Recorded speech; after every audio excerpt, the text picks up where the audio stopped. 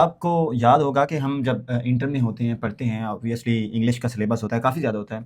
Plays अलहदा होते हैं, दूसरे जो सबक असबाक होते हैं वो अलहदा होते हैं। उसके अलावा हमें स्टोरीज़ अलहदा मिलती हैं, लेटर्स अलहदा मिलते हैं, इस तरह से करके। तो आपको पता है सेकंड ईयर में ना एक सेशन होता है मज़मून का, जिसको स्टूडेंट्स को बताया जाता है कि आपने इनको याद करना है।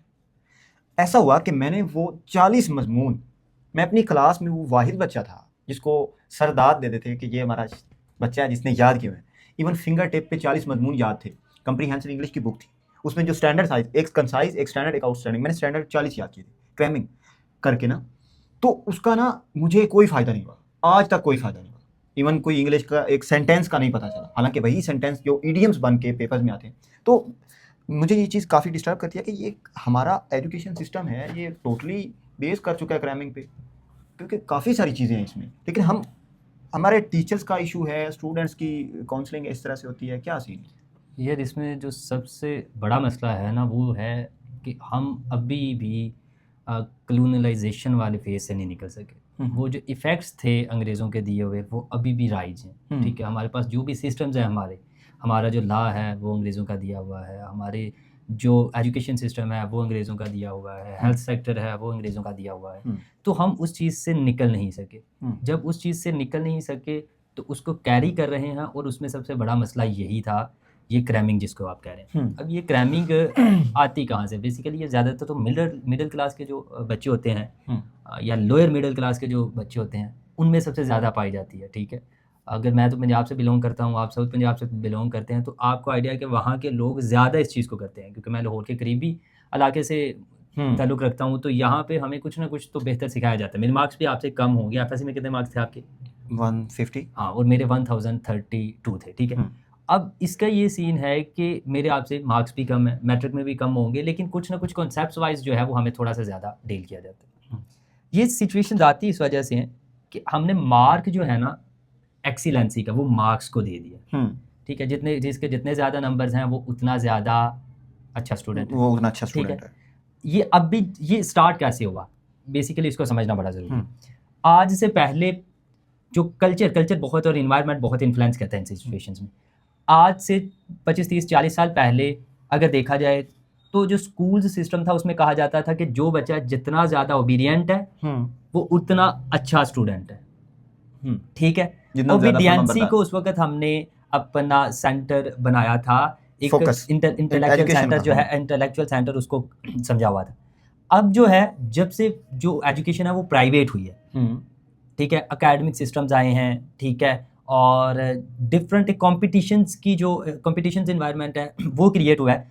उसके बाद से जो बच्चे हैं उनका फोकस हो गया नंबर्स, बच्चों का नहीं, सॉरी, वो जो टीचर्स हैं, वो जो इंस्टीट्यूशंस हैं, उनका नंबर्स पे जो है फोकस हो गया। क्यों? क्योंकि एक इंस्टीट्यूशंस के अच्छे नंबर्स आएंगे तो वो तभी चल सकेगा, वो कंपेयर करेगा कि वहाँ जो है देखें हम नंबर्स कम आ रहे हैं, हमारा जो है अदारा बेहतरीन पढ़ाता है। तो ये एक बहुत बड़ा फैक्टर है। ठीक है, मैं लाहौर से ताल्लुक़ रखता हूँ तो मुझे इस चीज़ का बहुत अच्छे से आइडिया है कि यहाँ एजुकेशन को, ख़ास तौर पे जो मिडिल क्लास के रिलेटेड एजुकेशन है, उसको बहुत ज़्यादा बिजनेस के तौर पर समझा जाता है। ठीक है, बच्चों को बिजनेस एज आ क्या कंज्यूमर्स की तरह से जो है ना, कस्टमर्स की तरह से जो है वो डील किया जाता है। और एक बच्चा एफएससी कंप्लीट करता है, एफएससी को पढ़ा रहा है, ठीक है, और वो अकेडमी का क्योंकि बजट लो है तो वो हाई टीचर को नहीं अफोर्ड कर सकते, वो लो इनकम वाले टीचर को अफोर्ड करते हैं, उसको लाते हैं और वो आपके सामने फ्यूचर होगा। अच्छा, तो इसी वजह से क्रैमिंग एक ऐसी चीज़ सिखाई जाती है कि नंबर्स की रीजन प्राइवेटाइजेशन का होना, जो एजुकेशन में जो प्राइवेट सेक्टर्स है ना, इन्होंने बहुत ज़्यादा इस चीज़ को। अच्छा, मुझे यहाँ पर ना एक और चीज़ बात ज़हन में आती है कि ऐसा हुआ भी है, अगर हमें भुट्टो के बारे में जानना हो ना, जुल्फ़िकार अली भुट्टो के बारे में, इमरान खान साहब के बारे में, या हमारे जो अजीम लीडर गुजरे हैं जिनमें कायद-ए-आज़म मोहम्मद अली जिन्ना आते हैं, इस जैसे और भी, तो एक बुक पढ़ के हम उनके बारे में नहीं कह सकते कि वो वाकई यही थे। हम पता क्या करते हैं, हमारे जो टीचर्स हैं, जो हमारी एक फ़िज़िक्स की बुक होती है वो ले लें, केमिस्ट्री की ले लें, फर्स्ट ईयर में हमें वो इतना कंसाइज़ कर देते हैं एक चीज़ में। एक बुक है, एक 150 सफ़हात की, 150 में से 100 तकरीबन 50 पेजेस आपके हो जाने हैं वो एक्स्ट्रा सरगर्मियों के, अलहदा जो चार्ट्स वगैरह हैं, एक्सरसाइज के, आपके पास 100 पेजेस बचते हैं। 100 में से आपको टीचर्स ना 50 पेजेस अंडरलाइन करवा देता है कि ये आने ही नहीं है। ये बात आप, अगर वही केमिस्ट्री की 4 बुक्स और पढ़ी जाए ना, ये बहुत अच्छा है कि एक तो जो मैं हमेशा कहता हूँ कि पाकिस्तान का जो सिलेबस है ना वो बहुत एक्सपैंड किया हुआ है, बहुत लॉन्ग सिलेबस है। ठीक है, मैं अभी क्योंकि मुझे थोड़ा सा एथिज़म को पढ़ने का जो है थोड़ा मैंने पढ़ा और चीज़ों को अंडरस्टैंड करने की कोशिश की, पॉलिटिकल सिस्टम्स को पढ़ने की कोशिश की, फ़िलोसफी को मैंने जो है वो पढ़ने की कोशिश की।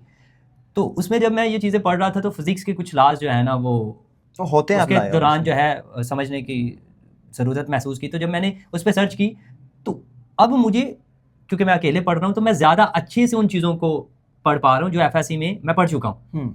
फिर मैंने उस वक्त सोचा कि अगर मैं इस एज में अगर एफएससी करता तो मेरे शायद कॉन्सेप्ट से ज़्यादा बेहतर होते। क्यों?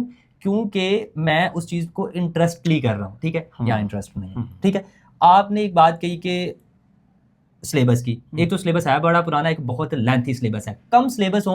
और दूसरी जो आपने ये बात की ना, ये बहुत ज़्यादा नोट करने वाली बात है कि जो टीचर्स हजरात हैं, जो इंस्टीट्यूशनल्स, जो एडमिनिस्ट्रेशन है, वो बच्चों को जो एक्सरसाइज होती है ना, जो हमारे प्रैक्टिकल होते हैं वो नहीं करवाते। यानी अगर वो प्रैक्टिकल्स करवाएंगे तो हमारे सवालात जनरेट होंगे, हमें एक्सपीरियंस मिलेगा, हमें आइडिया होगा कि हमने क्या करना है। मैं एक किस्सा सुनाता चलूँ। एफएससी में पढ़ रहा था फर्स्ट ईयर में, तो हम ना फर्स्ट ईयर को पढ़ रहा था, तो वहाँ एक जो फिल्ट्रेशन का जो है ना एक टॉपिक था।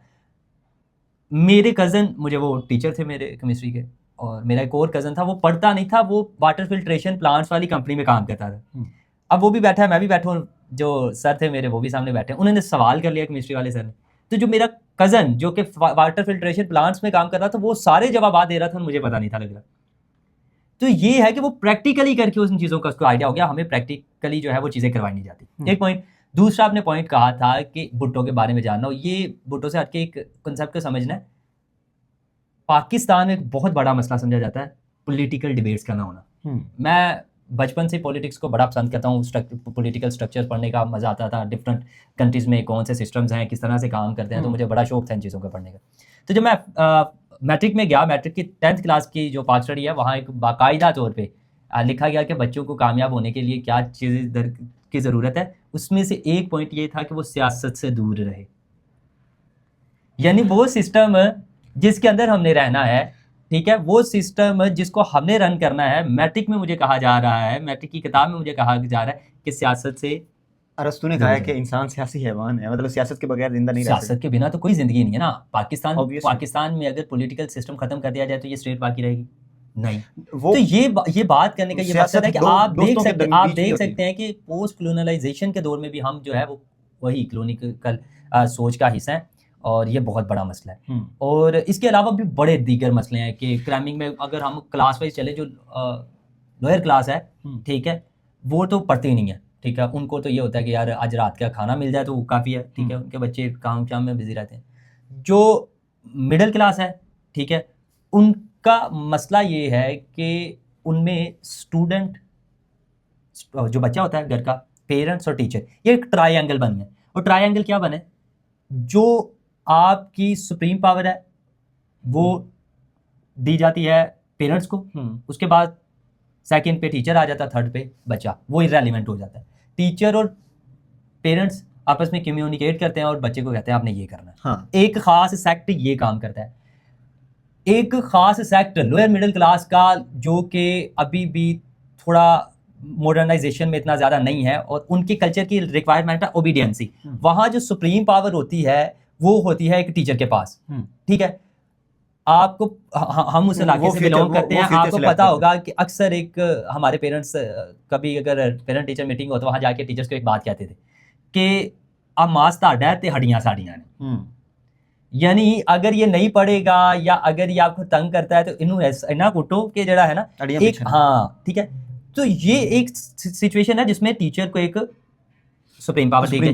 अब एक और सेक्ट अभी डेवलप हो रहा है जो थोड़े से मॉडर्नाइजेशन की तरफ जा रहे हैं, अपर मिडिल क्लास। उनके बच्चे भी बहुत ज्यादा इंटेलेक्चुअल नहीं बन पा रहे। क्यों? क्योंकि उसमें जो पेरेंट है उसने बच्चे को सुप्रीम पावर दे दी है। कोई बच्चा घर जाके कहता है आज मुझे टीचर ने डांटा है, तो पेरेंट्स जाते हैं और टीचर की क्लास लेते हैं कि आपने हमारे बच्चे को किस वजह से डांटा है।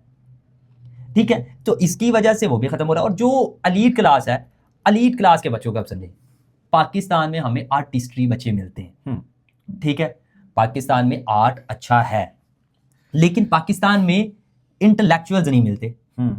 उसकी वजह जो आप पूरी हिस्ट्री को देख ले, ह्यूमन जब से स्टार्ट किया है, 6000 साल की हिस्ट्री जब से लिखना पढ़ना जो है हमारे सामने आया, तब से देखें तो हम एक चीज़ को देखेंगे कि जितने भी इंटेलेक्चुअल्स, फिलोसफर्स, स्कॉलर्स गुजरे हैं ना, मेजॉरिटी ऑफ देम 90% से भी ज़्यादा वो एलीट से ताल्लुक़ रखते थे। अगर आप एरिस्टोटल की बात कर लें, अगर आप प्लेटो की बात कर लें, ठीक है, वो अपने दौर के अमीर जो है ना लोगों में शुमार होते थे, उनका जो घराना था, क्योंकि उस वक्त एजुकेशन होती सिर्फ और सिर्फ एलीट के लिए थी, लिखने के लिए। अब एक एलीट के पास एजुकेशन है सिर्फ, वो क्या करेगा? अब ये समझना जरूरी है। मुझे खाने के लिए रोटी मिल रही है, यानी लोअर क्लास का तो ये मसला है, उसे रोटी नहीं मिल रही, और सबसे बेसिक जो नीड है ऑफ लाइफ है वो भूख है, ठीक है। अगर लोअर क्लास को रोटी नहीं मिल रही तो अपने बच्चों को खाने पे कमाओ, खाओ, इस पे लगा रहा है, ठीक है। जो मिडिल क्लास वाले हैं, ठीक है, उनके पास क्योंकि रोटी मेंटेन रह जाती है, ठीक है, तो वो कहते हैं कि नहीं यार चले पढ़ भी ले। पढ़ के भी उनका मकसद ये होता है कि हम जिस स्टेज में है उस पर बेहतर हो जाएंगे, उससे थोड़ा सा बेहतर हो जाएंगे, यानी फाइनेंस को ही उसके रिलेट करते हैं, ठीक है, फाइनेंस को एजुकेशन के साथ रिलेट करते हैं। जबकि जो एलीट क्लास है उसको ना तो भूख का कोई मसला है, ठीक है, ना फाइनेंस का कोई मसला है, उससे मसला है तो साइकोलॉजिकली मसला है, उससे इंसान के होने से मसला है, इंसान की फितरत को समझने से मसला है।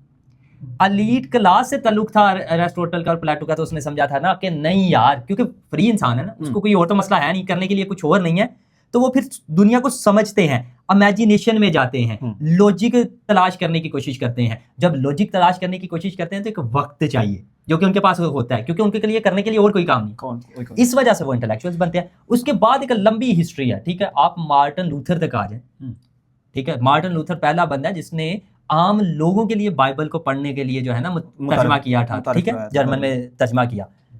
उससे पहले तो यानी रिलीजन, वो किताब जो सबके लिए आती है, वो भी एक अरसा दराज तक एलीट ही पढ़ते थे। तो इस वजह से जो एलीट होते हैं उनका एक साइकोलॉजिकली प्रोवाइड करते हैं, सिस्टम्स प्रोवाइड करते हैं अपने, वो सोचते और रजाविये से। ये है वेस्ट के एलीट्स। पाकिस्तान में वो एलीट्स क्यों नहीं कर पाते? क्योंकि पाकिस्तान में जो एलीट है वो उनके पास जो पावर है उसको रिस्पॉन्सिबिलिटी नहीं समझते, ठीक है, उसका यूज करना चाहते हैं, वो लोगों को दिखाना चाहते हैं कि वो यार आपसे सुप्रीम, वो सुप्रीमेसी का जो उनके अंदर एक कॉन्सेप्ट पाया जाता है, ठीक है, वो उनको सबसे ज्यादा खराब करता है इस मामले में कि उनमें से कोई भी इंटेलेक्चुअल्स हमें नहीं दिखाई देते। अच्छा, ठीक है, यहाँ पर ये तो बड़ा मसला है। यहाँ पर जो एक हमारे लिए क्राइटेरिया सेट किया गया तालीम का, जॉब्स का, कि इतनी तालीम होगी तो हम उसी के लिए डिग्रियां ही हासिल करते हैं। मिडिल क्लास है ना, मिडिल क्लास वही करता है। देखो मैं वही, मेरी छोटा सा एक पॉइंट मिस रह गया था, वो मैं एक्सप्लेन करता हूँ। पाकिस्तान में आर्ट क्यों है? एलीट क्लास के बच्चे जो हैं वो साइकोलॉजिकली इस वक्त डिस्टर्ब होते हैं, वो साइकोलॉजिकली डिस्टर्ब होते हैं तो वो बड़ी अच्छी पेंटिंग कर रहे हैं, ठीक है, वो कैलीग्राफी बड़ी अच्छी कर रहे हैं, ठीक है, तो वो आर्टिस्ट्री माइंड इसी तरह से डेवलप होता है, ठीक है। लेकिन अनफॉर्चुनेटली सिस्टम इस तरह से हमारा जो है वो डेवलप किया गया है, इस तरह का सिस्टम है कि हम एट द एंड गिर्द घूमते हैं फाइनेंस के, चाहे एलीट है, लोअर है, मिडिल क्लास है, एट द एंड एक खास अरसे तक तो आप अपनी मर्जी के काम कर लेते हैं, लेकिन उसके बाद आपको यही होता है कि मुझे अपने फाइनेंस को बेहतर करना है या अपनी फाइनेंशियली जो हालत है उसको स्टेबिलिटी देनी है। तो इस वजह से एट द एंड यही मसला आता है कि क्रिएटिविटी इंसान की वो खत्म हो जाती है। एक ये भी सीन है, एक थोड़ी सी और इसमें ऐड कर लूं, एलीट क्लास में से इंटेलेक्चुअल्स पैदा होने हैं।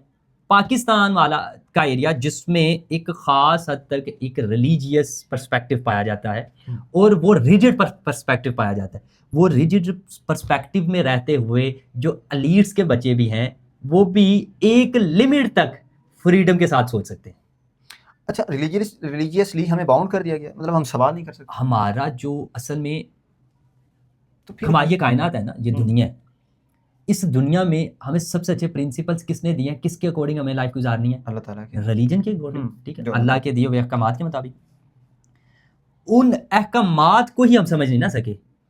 एजुकेशन को हमने बुनियाद बनानी थी एक खास अल्लाह ताला को समझना, उसकी ज़ात को समझना है, क्रिएटिविटी को, चीज़ों को हमने वो छोड़ दिया, हमने उसको बना दिया एक रिजिड और एक सर्कल में रोजी क्लोज रोटी- कर दिया। रोजी रोटी का तो यानी जरिया। हमने सिंपल और सिंपल क्या किया है, रिलीजन को एक सर्कल बना दिया जिसमें एक खास सोच वाला बंदा एंटर हो सकता है, उस सोच के हट के कोई बंदा नहीं एंटर हो सकता। यानी सबसे ज्यादा जो फ्रीली क्वेश्चन किया जा सकता है वो रिलीजन पे था।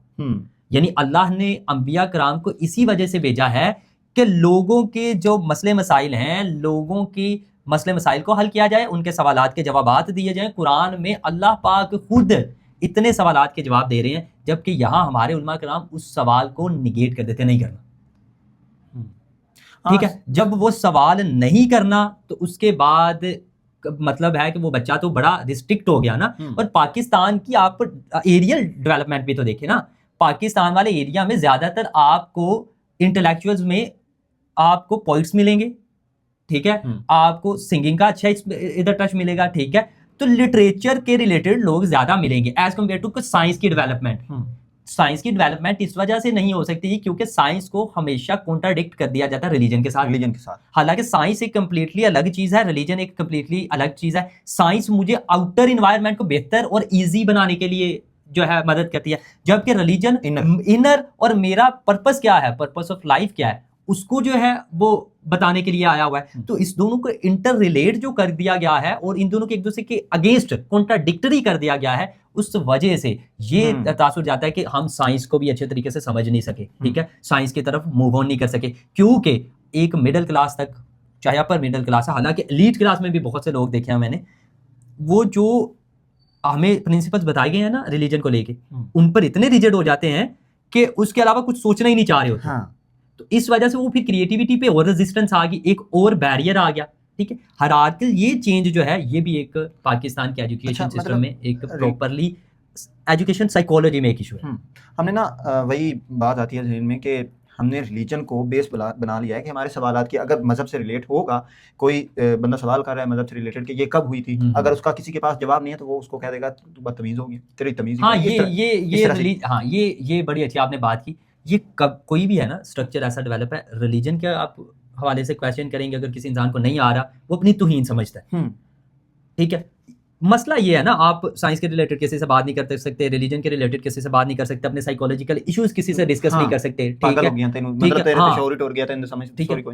मैं अपनी बात बताता हूँ कि जब मैंने रिलीजन को थोड़ा कीनली ऑब्जर्व करना शुरू किया तो कुछ क्वेश्चंस थे, तो वो क्वेश्चंस मैं सबसे पहले किन से पूछूंगा, जो मेरे करीबी हैं। मैंने अपने करीबी लोगों से पूछे तो मुझे ऐसे ऐसे हल्का बात दिए गए कि मतलब बंदा खुद भी। लेकिन खैर तैयब इंशाल्लाह नेक्स्ट वीडियो में अभी हाँ इंशाल्लाह डिटेल, क्योंकि जो बेसिक क्योंकि ये टॉपिक खत्म होने वाला नहीं है, ना ही इसका मैं नाज़रीन से माजरत करता हूँ कि असल में जो बेसिक टॉपिक था उससे थोड़ा सट गए, उसको मैं फाइनलाइज कर देता हूँ कि क्रैमिंग का जो है इशू, क्रैमिंग का इशू सिंपल है।